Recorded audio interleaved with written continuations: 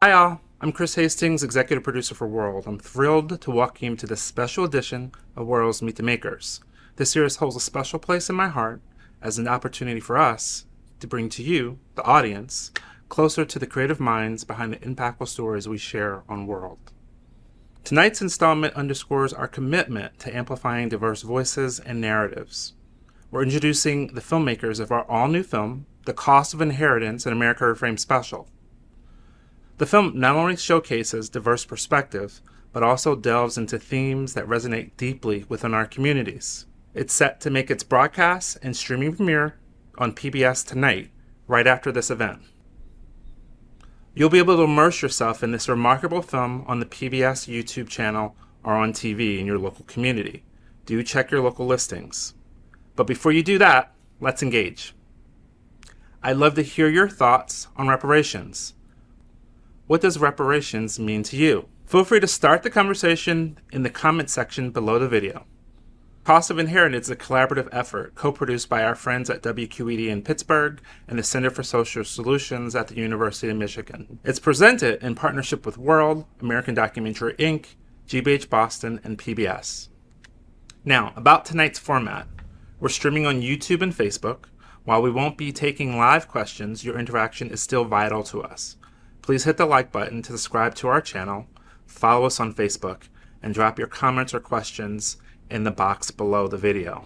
Our moderator tonight is the exceptional Tina McDuffie, award-winning journalist and host of World's original series, Local USA. Tina also enlightens minds as a professor at Boston University, has been a longtime collaborator with World, and we're excited that she's here with us this evening. Without further ado, I'm going to turn this over to Tina, who will introduce you to tonight's esteemed guest. Thank you, Chris, and good evening, and welcome to World Channel's America ReFramed series, Meet the Makers, a special conversation and watch party celebrating the premiere of The Cost of Inheritance. That's beginning after this conversation. My name is Tina McDuffie, and I will be your host this evening, and it's my great pleasure to be here. The Cost of Inheritance explores the complex issues of reparations in the U.S. using a thoughtful approach to history and historical injustices, systematic inequities, critical dialogue on race reconciliation. The film does this brilliantly through personal stories, through community, through input from scholars. And the movie aims to inspire understanding of why we're having the conversations on the reparations debate. We have a great panel tonight, including the filmmakers of tonight's premiere, The Cost of Inheritance. Yoruba Richen is the director and an award-winning documentary filmmaker whose work has appeared on multiple outlets, including Netflix, MSNBC, Hulu, and HBO, and PBS. Mehret Mandefro is one of the other producers. She is also an Emmy-nominated producer and writer. Lacey Schwartz Delgado is another producer. She's also an Emmy-nominated and award-winning producer, writer, and director. And Darryl Ford Williams is the executive producer of tonight's film, as well as the Just Futures Reparations Initiative. Welcome to all of you. Thank you for joining us. And Thank you. Thank you for having us. And later, we're going to be joined by two people who are actually in the film and hear their story about reconciliation over land. But first, we are going to watch the official trailer of the premiere film, The Cost of Inheritance. Here we go. Cornelius, age 8. A discovery brings strangers together. Seeing those names, John. It humanized it for me. Every time I say I'm the 5th generation of Zeke Quarterman, an enslaved man, part of me dies. On a journey across the years. Field article number 15, 40 acres, a mule, and $200. Abraham Lincoln is assassinated. The enslaved got nothing. Congress passes the Homestead Act, Social Security, the GI Bill, the FHA. Now, when we come to Washington, we're coming to get our check. Mom, I love you. I can't breathe. Connected by a common cause. Harm happens locally, so repair has to happen locally. Do the work. Look at your own history. What was your family's role? Seeking justice and peace. I can't wait to get into this really important conversation. But first, we want to send a special welcome to our audience watching us this evening, wherever you may be. We invite you to join us on the conversation about the making of this film, The Cost of Inheritance. My name is Tina McDuffie, and we are going to get right into this. Yoruba, let's start with you. How much did you understand about the complexities of reparations before taking on this project? Well, thank you for having us here in this important conversation before the film. I think I was probably like a lot of folks, a lot of African American folks in particular, that I, knew that the issue of reparations was becoming more and more palatable politically and even socially.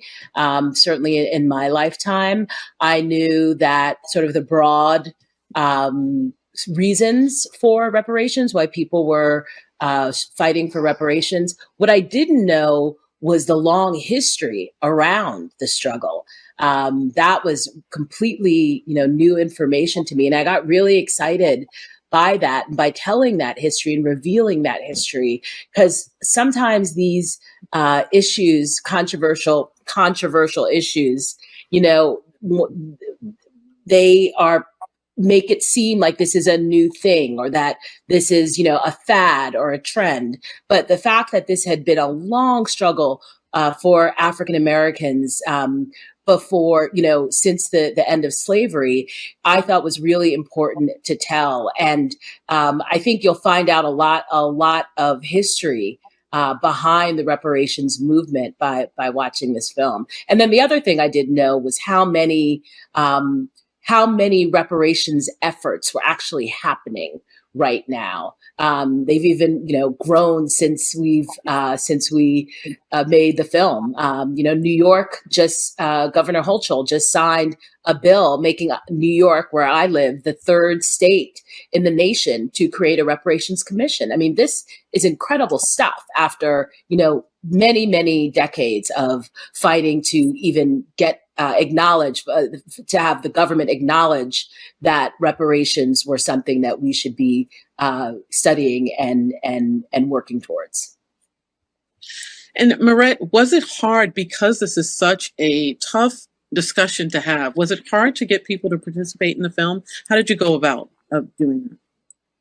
Yeah, we were really lucky because this project came from, Just Futures Collective. So there was an activated network, and there was just so much good work being done that everyone we engaged was actually quite willing, very willing to participate. Because I think when you're engaged locally in work that is addressing repair, it's something you want to share and talk about. So it was really amazing, actually, to be plugged in to all the work that the participants were doing and to see how much of the activity exists under the radar. And I'll just add, we actually had so many people who wanted to participate. We couldn't include all the stories. I think the enthusiasm around telling the story of reparations was really, really widespread. So there was enthusiasm, but Lacey, what were some of the challenges that you can say you faced making this film? I think in a lot of ways it goes to what Yoruba and Mehret have already spoken to, is like what to include and what not to include. I think in a lot of ways we felt like, this topic really deserves like an entire series to give it justice and to be able to look at, you could do something just on what could be done on the national level. And as has already been mentioned, there's efforts on the state level, and then there's local, and then there's personal level. So I think for us, it was really how do we create a coherent narrative in the time that we have that will be able to still let you walk away and think about it, but not in any way be restrictive and almost oversimplify the issues at hand. And Darryl, I want to you for a minute, because you were doing this kind of work before making the film. Talk about that a little bit. Yeah, I will. I thank you, first of all, for having us. This is just a great opportunity to gather and share our thoughts on this process, which really began with my relationship with the University of Michigan Center for Social Solutions for, I'd say, roughly the past 5 years. I had engaged with them doing creative strategy around the concept of slavery and its aftermath. And what they really had hoped to do was a very broad scale look at the many issues that transpired within the African American experience after slavery. And we went after grants, and some came, some went. And this initiative focused very squarely on reparations. And when the University of Michigan secured a grant to do this work, it was to fund academic work across 9 universities, as well as the production of to support in part the production of a documentary. And so our work is really not to illustrate what's happening at the 9 universities, but that is really rich scholarly work that is happening there, but to present the concept of reparations to a PBS audience, to a broad audience, broadcast being, the operative word here, so that we could clearly talk about what reparations means, what the lexicon, what's the language of discussing reparations, and why should everyone care? Why is this such a broad issue? I'm going to throw this question out to all of you, and whoever wants to answer, you can take it first.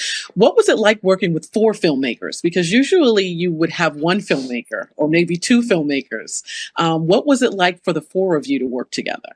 Well, let me just explain our structure a little bit. So Yoruba is the director of the film, and I serve as executive producer of the film. And so my role was really to put together a team that would work collaboratively on this. So we started with Yoruba, and I sought out Yoruba for her fabulous work, for her knowledge of reparations as it was part of the South African experience, and for her really versatile storytelling capacity in digging into tough issues and explaining them with humanity and with heart. So I really wanted a director who had that kind of approach, and Yoruba Richen is all of that.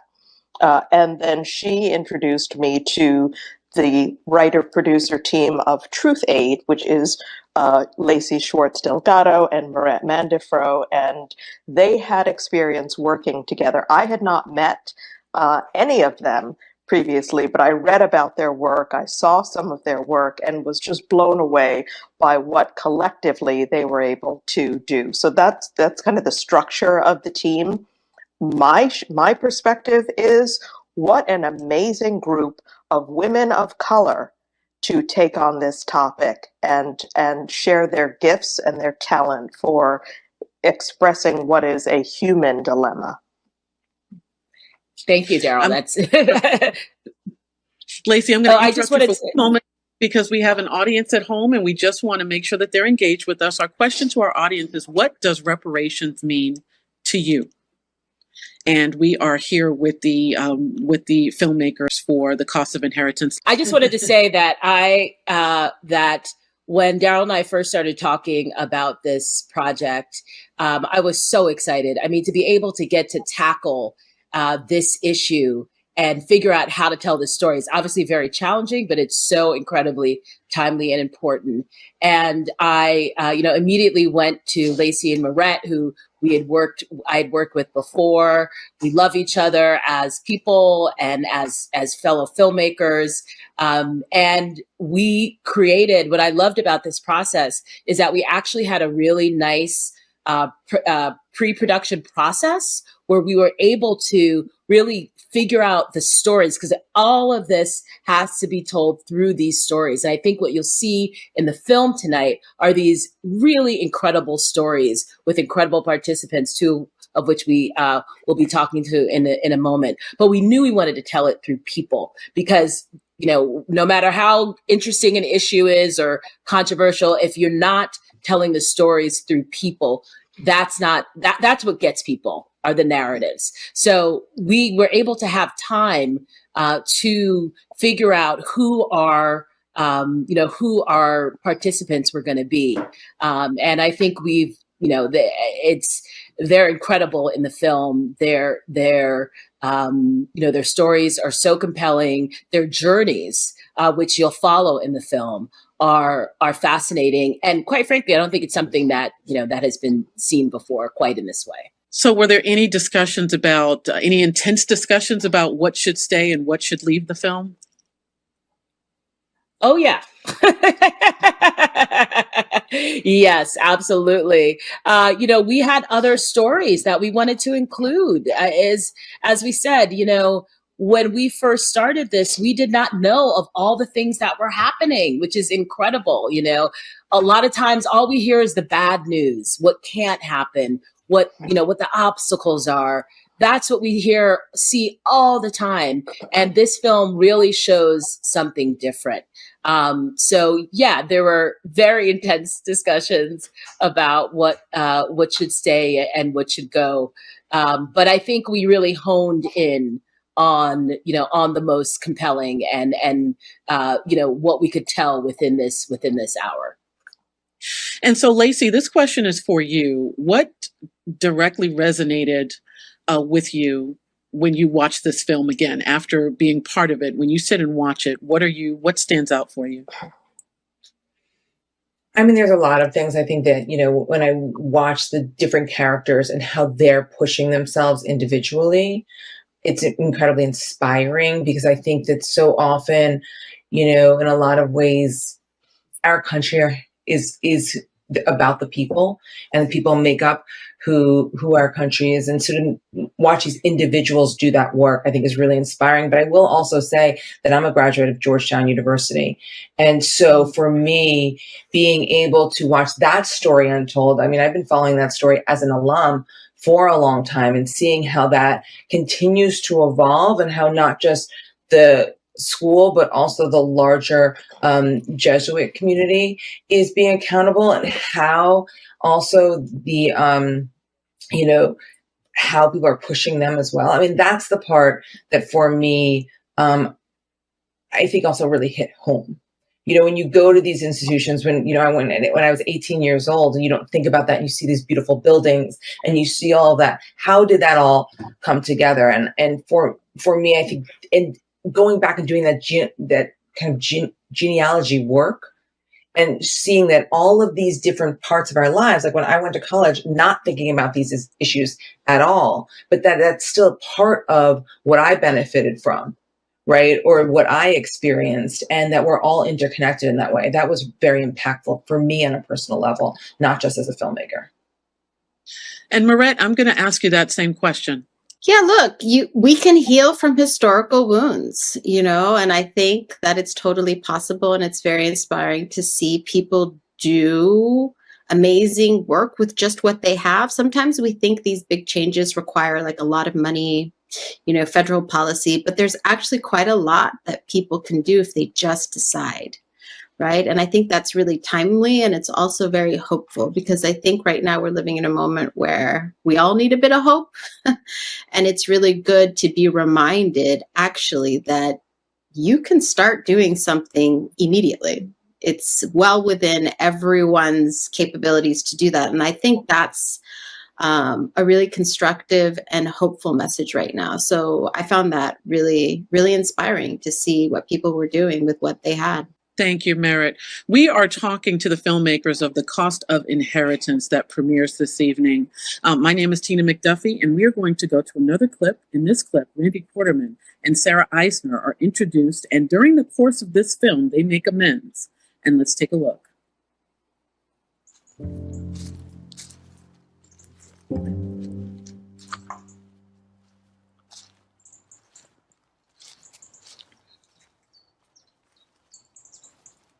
It's right here. See, like 1, 2, 3, 4. And it's staggered into a corners, like where a house would be right here. For me and my family, we know this as heirs property. Land that's passed down through family generations that has no will to say this person owns the land. It should have been Zeke's house. This probably was the house structure that they lived at. but the land is not in our possession. The court appointed a lawyer became the executor of our property. See, it's like old bricks from back then. And then Sarah was like, hey, I really want to get you some help to try to clear this title. I thought, this is so obviously a case of reparations because of America's first attempt at reparations right in that area. Welcome back. And joining me now are Randy Quarterman, a U.S. Army veteran and descendant of the Quartermans, and Sarah Eisner, a writer and entrepreneur who co-founded the Quarterman Keller Foundation in an effort to right the wrong of her family's past. Randy and Sarah, welcome. Thank you for joining us. Thank you for having us. Thank you for having us. Randy, I want to start with you. What were your thoughts when you were approached about this film? Well, I'm always grateful. This was a journey that started from the moment I retired. And, having a conversation with Pat of an ancestor being on your back and just guiding you through certain processes was all an experience for me. And, just knowing about my people. So it was a lot of humility in that. Like, my story is not that big. But then again, at the same time, I understood my story needed to be told. And it can be hurtful, as we talked a little bit about that before we had this conversation, just about the pain that comes up from that. Just not knowing, having possession of a property, even if it's through heirs property, but not knowing where the origin came from. And then when the doors opened about slavery, which I already knew through going to school, but to really impact it to me directly, to say, hey, Zeke Quarterman, your fifth generation, that's where it started from. He was enslaved, and now we're in the process of losing where we began, and to see where my family never left that area from slavery. So just, let's say, battle slavery still around, and that's more hurtful to me. So when I say, when I mention Zeke Quarterman, the fifth generation of an enslaved man, and part of me dies, the part of me dies is the moment of thinking how he was treated. Thank you, Randy. We want to make sure that we're engaging with our audience here. Thank you so much for joining us. We're talking about the Cost of Inheritance film, and our question for the audience is, what does reparations mean to you? We are talking to the filmmakers and the folks who are, a couple of folks who are actually in the film. Sarah Eisner, how difficult was this for you to step up and participate? Because it quite frankly is not something that you had to do. Thank you for that question, and thank you for having us. The film, I had no hesitation in saying yes to participating in the film because I'm so proud of the work that Randy and I have done together and with our Foundation for Others. And I also had concerns of, as you mentioned, reparations in a larger context is... Sorry, I was hearing something else. Is a complicated issue, and I wanted to make sure, I was concerned about bringing further exposure or harm to Randy's family or mine. It can be a divisive issue, and all of those concerns were completely erased the first day I met Mehret and Yoruba. I could tell that they were just incredibly concerned with understanding what Randy and I were doing and what our relationship had become, and that they would tell the story with great care. And what were, and this is for either of you, for Sarah or Randy, what were some of your feelings during this reconciliation process? How were you feeling? Just an incredible range of emotions from, definitely fear in terms of reaching out to Randy's family. I did not know I would reach Randy specifically. I had heard the story about the Quarterman family and the land, and I did not know who I would find or whether they would, receive me well. And I was okay with whatever that looked like because I thought it was important enough to put myself out there no matter what. I was incredibly lucky to find Randy, who is sort of about my age, has been all around the world, has lots of different perspectives to bring to this, and was able to help kind of introduce me to the rest of his family, and was just incredibly generous in allowing me to work with him to try and find attorneys to help clear title on this land. And then as I got to know Randy, I mean, it's been pretty much all positive. Randy and his family, I mean, I can't say I'm surprised. Every interaction I've had with the Black community, especially in the South, has been incredibly generous and welcoming. And I just feel mostly life affirmed and extremely just grateful for Randy and his family. And so, Randy, talk about some of your feelings as this process went along. It's a roller coaster. I mean, it's good sometimes.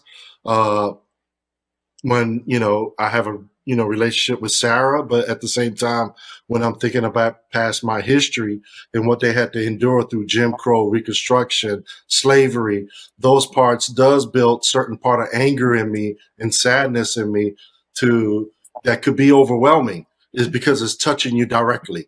So the thing is, I've moved through the process of trying to understand what humanity is more than just being focused on the black and white, just humanity, and trying to work it through there because of the same experience that I have being half Japanese and seeing my Japan country having to acknowledge the comfort women slaves and still owe Korea an apology. So, me going through that while I was in the service, being half Japanese, and on top of what Sarah's going through to address where she felt like a white, like in white supremacy in this world of dominance, it has to be an overwhelming process. So I treat it more as a humanity thing individually, but like I said, it's an up and down roller coaster for me every day. And so like I said, so super lucky to find Randy, as you can see. I definitely see it. I see a friend dynamic there, which is, it's fantastic considering how you, kind of came to each other. But it seems like you both kind of had, even though this is something painful, you were open-minded to whatever the process brought you. Is that true? Yes. I mean, I'm a kid that was born in Japan till 13 years old, just knew the Japanese culture. My father never, even though he was in the Air Force, like he said, he always saw himself as a nomad, a man without a country. So those Black cultures wasn't really taught to me in Japan. I was just operating within my family with my mother. So coming here at 13 and being dropped off in Savannah to understand the whole history and what I'm going through at the same time of the crack era, everything, was a real enlightening experience. But just going into being older, knowing my people, I understand more humanity and just, understanding where Sarah's coming from and just being more of a friend and being supportive more than just trying to tear down and not being able to do anything positive. Thank you, Randy. We are talking about the Cost of Inheritance film that you are going to see very shortly. Our question for the audience, and we do want you to be engaged with us, is what does reparations mean to you? What does reparations mean to you? And that's a question that you can think about and that you can respond to because it is something that we are talking about. It's a hard conversation to have. And Sarah, I think that I'm curious to know what kind of conversations do you have with other white people about reparations and the work that you're doing? What are those conversations like? They're all over the map, but I'll say two things. One, I was at a social event this past week, and someone came up to me and said, "I usually don't like to get into anything controversial at these things, but do you think that reparations should actually be money, to African Americans?" And I said, absolutely. And this person said, well, shouldn't everything just be sort of equalized? And, it was a process of saying, well, that would be lovely, but we need to actually have the federal government go back and acknowledge, apologize, and attempt to rectify a grievous injustice that occurred during slavery and its legacy. And so it's not just about like, shouldn't everybody get everything? So I get some questions like that. But I also have been extremely lucky, and this goes back to kind of my childhood in terms of the people around me, my close family and friends have heard me talk about this for a long time. I was born in California, but brought to Savannah, Georgia every summer of my life, and really got to experience the culture there, and started taking Black Studies courses at UCSB when I was 18, and have always just been immersed in this and talking about it. So generally, the interactions I have with family and friends are not new since I began doing this work with Randy. But I should say, when people hear Randy's story and hear our story about the land and what we're trying to do, I really haven't heard anyone say, "Oh, you shouldn't do that. That's really controversial." Thank you, Sarah. We are talking about the Cost of Inheritance film, and we want to remind our audience that you can see the film immediately after this conversation here that we are having with people who have participated in the film, and also with the filmmakers. We're going to move on and show you another clip. One of the more fascinating stories in this film was that of Callie House. She was once a slave, and she is credited for organizing freed slaves into obtaining land, and that basically started the reparations movement. Let's take a look. Reparations has been here and have been worked on for generations. From the very beginning, people were knocking on the door saying, we are owed for our labor. Callie House, she was born a slave. She went out all around in the community telling Black people that they ought to ask the government to get some money, because many, they were poor and they were desperate. By the 1900s, she had 300,000 dues-paying members. It was the largest organization of Black folk that had existed. Pretty soon, her activities came to the attention of the government, and they convicted her of fraud. The federal charge was that at a time when you should have known that the federal government would never give Negroes anything, why were you telling Negroes they should organize to try to get something? They sent her to prison to serve a 1-year term. She got out of prison. She went back to Nashville to this shotgun house. She got uterine cancer and she died. You can draw a direct line from Callie House to the reparations movement today. And welcome back. We're talking about the Cost of Inheritance film, which you will be able to see as soon as our discussion is over, but not before, because we have the filmmakers and we have some of the folks who participated in the film. Welcome back to everyone, and thank you for joining us. This film is powerful. It is brilliantly done. It's brilliantly written. It's brilliantly produced. It's brilliant all the way around. We're talking to filmmakers here. In Yoruba, why do you think that the conversation is so hard to have around slavery and reparations? Why is it so difficult? Yeah, I think we're seeing that play out in real time with recent efforts to literally ban teaching of some of our history, of the most painful parts of not just Black history, but American history. Efforts to, label this history as something, again, that's a fad, or, critical race theory that looks at structural racism as racist.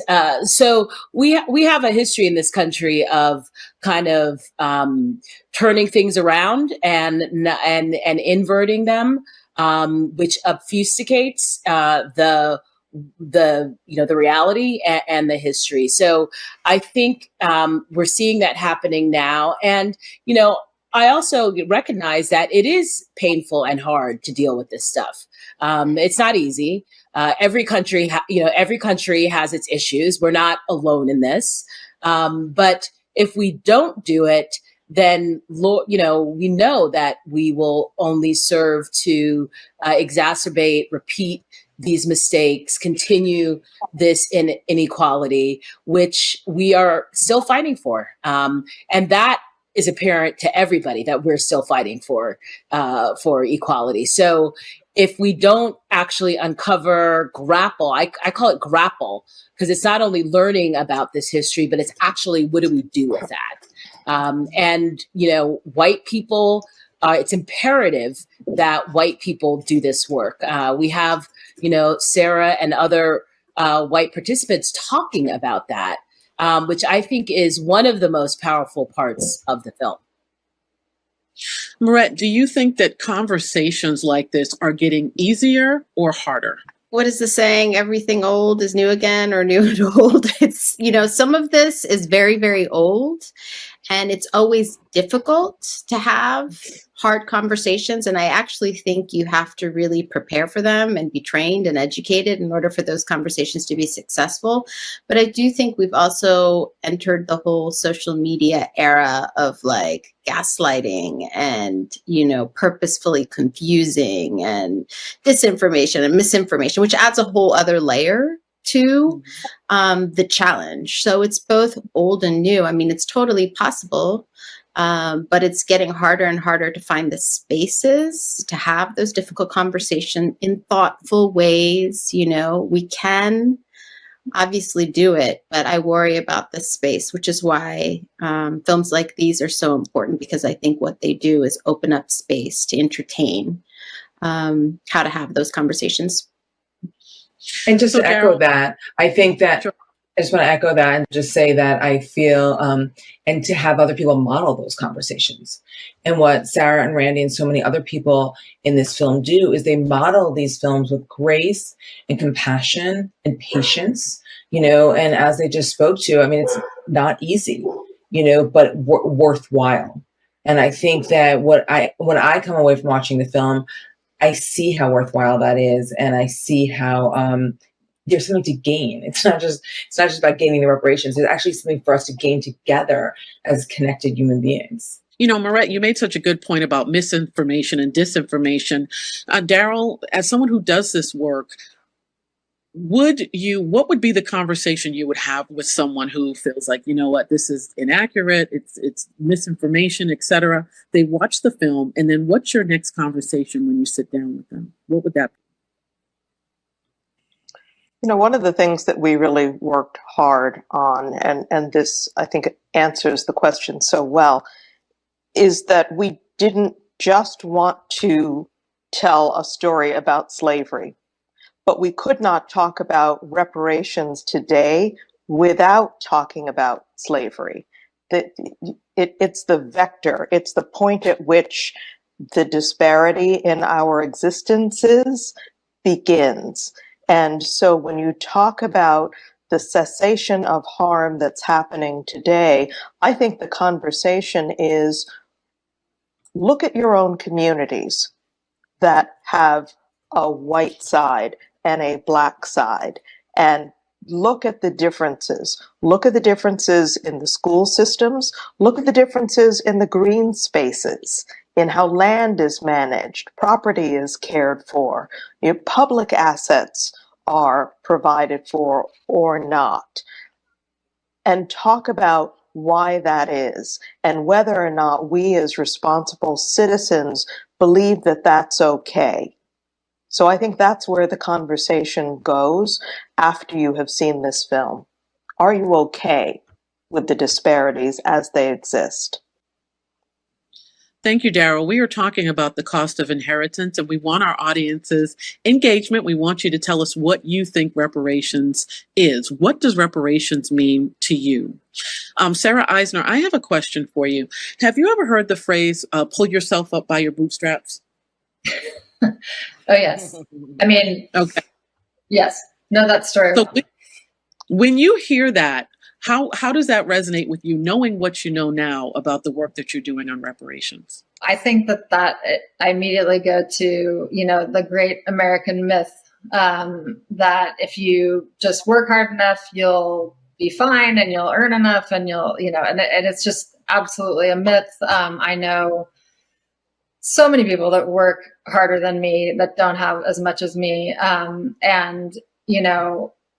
It's just, Lottie Liebdula, who's another participant in the film, and her partner, Brianna Cuffey, they do an incredible job of workshops surrounding the pull yourself up by your bootstraps myth. And Lottie goes through her entire family history and shows like, here's how our wealth was built. It has nothing to do with, pulling yourself up by your bootstraps. There's hard work involved, certainly, but there are also platforms upon which people start versus a whole other groups of people that don't even have the boots to pull themselves up by their bootstraps with because they've been denied those boots. So, I think that it's incredibly important for folks to watch this film for that reason too. That whole myth is really, really taken apart in this film. And I think the filmmakers did a great job of highlighting that through Lottie and Brianna's story. And Randy, I'm going to throw that question to you too, because you're prior military. So does that have a dual meaning for you? Pull yourself up by your bootstraps? That's exactly what it is, a myth. but even in the military, the thing is, it's not about equal. It's about equity sometimes. Equal versus equity. If the race already started and they already ran it, and we behind, and then we still have obstacles, how can we pull up ourselves off our bootstraps? The thing is, there's obstacles for us. So with that, no, I don't believe in that. The military, the same way. Everybody's equal to a certain point till it matters. Let's say that, right? Everybody's equal in the military until it matters. And we know why General Austin, Secretary of Defense Austin is there now, is to clean up, to make sure that those positions are getting passed down to people of color. Thank you, Randy. Sometimes it just takes that one step in righting a wrong to help someone pull themselves up by their bootstraps. We explore that in the film with the partnership between Lottie and Brianna. They started searching out for each other, and they wanted to create personal reparations between their families. So let's see how that worked out in the film. Bria and I teach a class in reparative genealogy. We really cater to white people who have a family background of enslavement, and we give you an idea of what steps you would take to begin to do repair work. One of the first steps, understand the genesis of the racial wealth gap. You've got Black people today in America that own about 2% of U.S. wealth. After all of this time, about 2%. How did we get here? The history of my family really shows exactly how it works mechanically. It all started with Elisha Paxton, my third great grandfather. He established a plantation near Lexington, Virginia, beginning around 1815. And with the proceeds, likely from the plantation operations, he was able to send many sons to law school, including my second great grandfather. So right there, you have the benefit of his education. In the early 1830s, several of Elisha's sons, including my second great-grandfather, moved to the Mississippi Delta. There they set up a law practice and later multiple cotton plantations. Cotton became king. Cotton drove the creation of the Wall Street banks and made really the economy of the United States. But where did it put African Americans? Powerful, powerful. Wow. I don't know where to begin on this. Lacey, let's talk about these personal connections through the difficult ties of slavery. Those personal connections in this film exhibited some healing and some relationships. Talk about kind of the conversations you've had approaching this particular part of the film. Sorry, could you say more? Like, had conversations in what sense? So was it a conversation? Yes, like this is something that we really need to include to help people understand that it's not just this huge reparations. I can do personal reparations, right? I can have a personal relationship with someone and, create a first step, in righting a wrong. What were those conversations like when you approached this? Because I've actually never seen personal reparations on film. Well, I think, and I'm sure, Yoruba can, and Red as well can jump in on this as well, but I think it goes back to what I said in the beginning, is that there was so much to cover that one of the things we had to decide is like what to go into. There's, the federal bill has not been passed. As Yoruba said, New York just passed, California had passed. But even those are just studying what it would look like. And so for us, in terms of a film, and Yoruba spoke to this earlier as well, is this idea of actually seeing individuals, people going through this process and actually seeing what it takes. And I think the point is less of whether or not every single person should do the exact same thing, but what does it take for people to do that? What is that work they have to do for themselves? To come to terms with their own family story, even if it's not something that they had any control over. They were just born into it. What does that work look like? And then also, what does that work? And Sarah talked about it, I think, really well. What does that work to actually put yourself out there, to reach out, to make that call? And as you see with Lottie and Brown, they also show what that's like to connect those things together. And so for us, we really looked at it, I think, as a model of what that kind of work could be. Less that we're arguing that that's exactly the kind of work that needs to, like, everyone should do this or everyone should be this.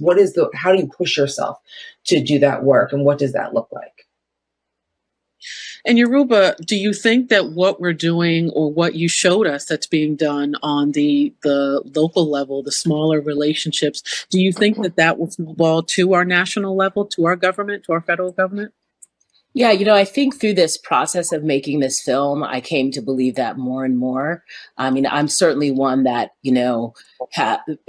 thinks that the government should be paying reparations and it needs to be done on a grand scale. And I never really thought about the personal reparations. But there's a line in the film that Brianna says that I think is really important, that relationships, this comes out of relationships. And it's not that you have to be best friends with, your, the person whose family enslaved your family, but you have to understand and you have to have some understanding of where each other is coming from. I think that's what, that's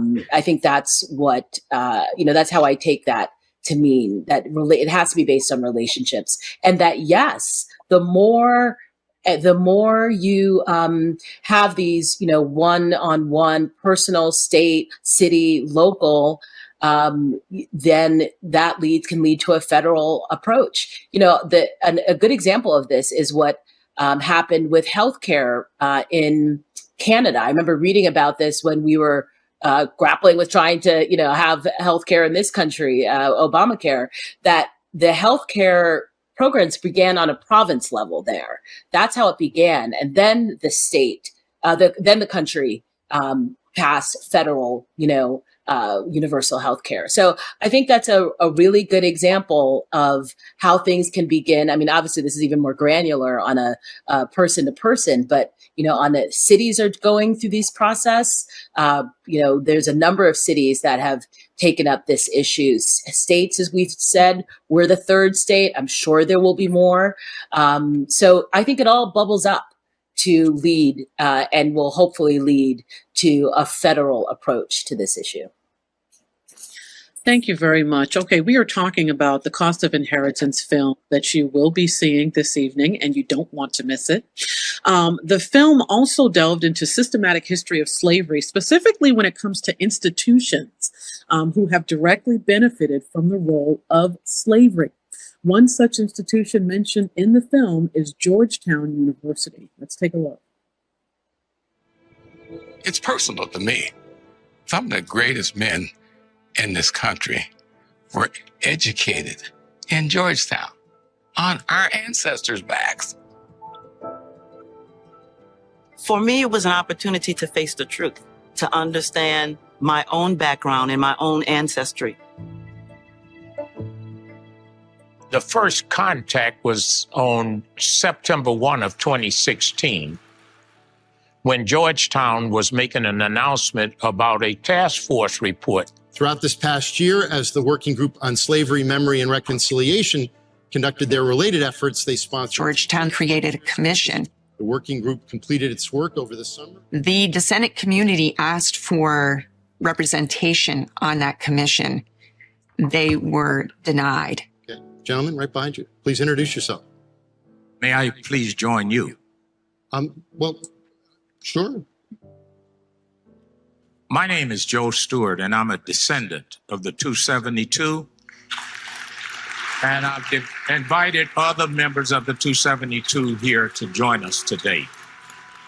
One of the working groups said that what was missing from this scenario was the faces of the slaves. Here are the faces.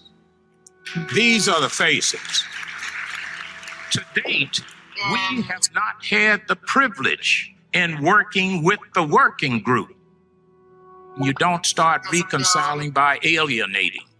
And our attitude is nothing about us without us. I do appreciate it. Thank you very much. Thank you. Welcome back. We're talking about the Cost of Inheritance film, and that was a stand-up moment. Nothing about us without us. And Randy Porterman, I want to ask you, when you saw that, how did that impact you? Nothing about us without us. Wow, Mr. Stewart's powerful. You know, when I saw that part when he said, and here's the faces, you know, there's moments I look at myself and say, I wonder, did I get this nose or eyes from Zeke that there's no picture of, you know? So, I mean, for him to say that was very moving and powerful at the same time of him having the courage to just go up there and you know, take the floor and hold them accountable. I commend him for that. And I also would like to say the team of the producers, you know, Miss Lacey, Mehret, Miss Darryl, Yoruba, they made me feel so at home, you know, as a Black man to do this on my own journey. So they made this process easy as well. Yeah. Can I also say that one of the pleasures of making this film was getting to know Randy's family, Sarah's family, Lottie and Brianna. I mean, that's one of the things I love about filmmaking is that we can connect to people and their powerful stories. Randy's family was incredible. We were able to spend a day with them at their beautiful house and the land that they, you know, generations lived, who are living on the land, and his family church. And it was so emotional for me to be able to see that and to see that legacy, because we often don't get to see Black families have that legacy. We're not portrayed like that in the media. So I love that we're able to feature the Quartermans and their history amongst our stories. And Darryl, we saw in this film, we saw that, you know, a group of enslaved descendants had to basically show up in a conversation. What do you think the challenges are on making the conversation about reparations more inclusive? Making it more inclusive? Yes. What are some of the challenges? Why are we saying things like nothing about us without us? Don't alienate us. Don't exclude us. That's a great question. So, you know, I applaud people of goodwill who are white allies of any color, who want to address reparations for African Americans. But I think that, as one would in any conversation about another population, if you don't include them, you are missing the heart of why it needs to happen. You're missing their true life experience. And so, you know, even the conversations that one day will transpire when HR 40 passes, when it passes, that has to be a really full and not strictly congressional level conversation. That has to include lived experiences to understand why this is so impactful, why this is such a not heartfelt, but deserving initiative on reparations, why it makes a difference in everyday lives. So unless you have real people talking, you miss that. You miss that entirely. And I think that was to the point that Yoruba made earlier. Unless we included the human perspective in this documentary, it could be a totally academic exercise, and there's nothing wrong with academics, but that doesn't speak to what strikes human hearts and changes minds. And can I just also add one thing to that too? Because I think it's really interesting, these institutions like Georgetown. Georgetown isn't the only one. There's, my alma mater, Brown University, was actually one of the first universities to start reckoning with their slave owning past. With Ruth Brown, who was president of Brown. But Yale is doing it. Harvard, all these very big institutions, elite institutions, other Jesuit institutions, St. Louis, I believe St. Louis University. These are, literally in the brick and mortar of these foundations is slavery and is segregation. So to your question of why it's hard to dismantle that, to dismantle those, how these places were built. People at the top who are trying to do that, they're gonna inevitably they're gonna mess up and make mistakes, and that's why you need a person like Joseph Stewart to come and say and hold them accountable, because they're not going to be able to. It's very difficult for them to be able to do it alone without us, who have been the recipients of of the legacies of slavery, speaking out and saying what it is that they want, what it is that we want, and how we want this process to happen.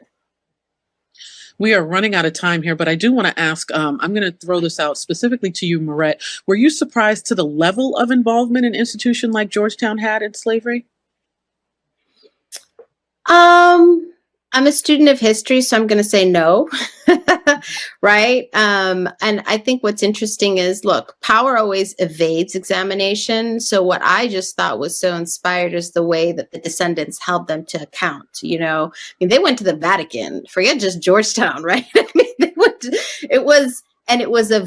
had their moral clarity about, the church really doing right by what it says it professes, I think is profound, right? If the church can't do it, there's another line that Joe says in the film, if the church can't make it right, then we might as well all give up, right? And so I just think the way in which the descendants have really been clear about what it will take,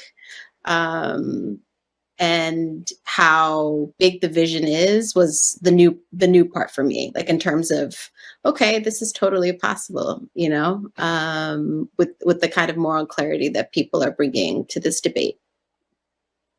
And Lacey, I know you went to Georgetown. I wanted to give you 30 seconds just to respond to what we see in the film as it relates to your alma mater. I think they're doing the work. I think that they're doing the work of it. It's been interesting to see, and obviously this has not been without criticism as well, that they have given people the ability to become students there who are the direct descendants. And so it's happened on multiple levels. I think it's really complicated, but I think it goes back to what Yoruba said. There are mistakes that have been made, and it's almost like some people want to erase those versus sit with them. And I think sitting with them is complex for all of us as Americans. We've all inherited this legacy, no matter what our background is. And I think the question is not just, it's certainly not just about pointing fingers. It's about what are we all going to do collectively to be able to heal from it. And so I, for one, am happy to be associated with an institution that at least can be having that conversation, and that isn't, even if it's not perfect, that at least they're able to have the conversation And it's a conversation that is ongoing, even when sometimes it's 2 steps forward and 1 step back. Thank you very much. Truer words have never been spoken. We are talking to the filmmakers of the Cost of Inheritance film. You can see it here after this conversation. I want to thank everyone for coming out to have this conversation with us. We greatly appreciate it. We want to thank our audience for spending some time with us. Be sure to click on the survey link to tell us what you think reparations means to you. I want to send it back to Chris in the studio. Thanks very much. Thank you, Tina, for that insightful discussion. Let's keep the momentum going. I encourage each of you to share your insights and reflections about the cost of inheritance. Your perspectives are invaluable. Use the hashtag Cost of Inheritance PBS on social media to tag us and continue the vital dialogue. Your voices are the heartbeat of these narratives, making the stories we share not just heard but felt far and wide. In the spirit of ongoing exploration and understanding, I'm excited to point your attention to an upcoming venture from GBH News. This February, we're launching an all-new podcast titled What is Owed? It's promised to be a deep dive into the complex and crucial topic of reparations. Stay tuned for more updates on this thought-provoking series in the coming weeks on World. To stay ahead of all these exciting developments, I encourage you to visit our website at worldchannel.org or subscribe to World's newsletter. This way, you'll always be in the know about our latest content and initiatives. Thank you, everyone, for being part of this special event. Your engagement and support are what make evenings like this truly memorable. Here's to many more enlightening discussions. Have a fantastic rest of your evening.